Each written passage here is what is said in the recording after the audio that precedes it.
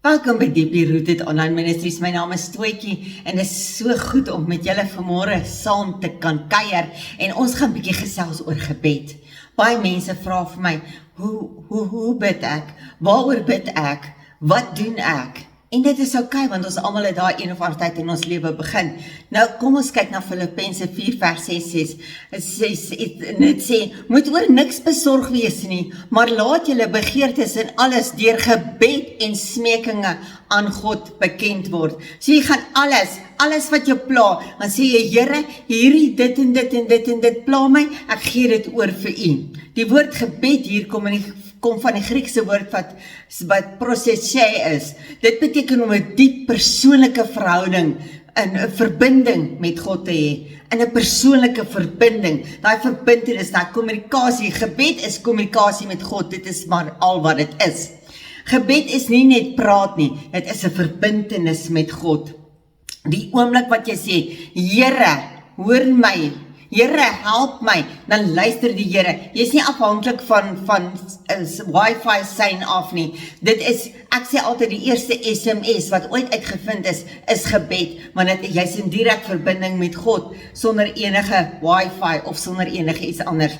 1 Petrus 5 vers 7 sê, werp al jou bekommernisse op hom, want hy sorg vir julle. Dit is wat gebed is. Jy kom met alles, elke aspek van jou lewe kom jy na God toe en jy bespreek dit met God. Die woord werp is eperito, wat beteken om iets heeltemal oor te gee.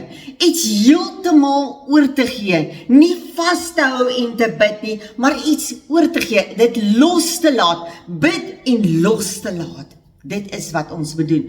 Moenie bid oor iets en dan vat jy môre daai pakkie weer terug en jy praat negatiewe goed oor daai pakkie nie. Jy sê, Here, hier is hierdie pakkie. Ek gee dit vir U en ek los dit by U. En jy hou net aan en sê, dankie Here, dankie Here, dat U dit en dit en dit en dit en dit vir my doen. Nou ek het nou gepraat oor die woord werk. Jesaja 26 vers 3 sê, U bewaar hom in volkome vrede, wie se gemoed op U vertrou.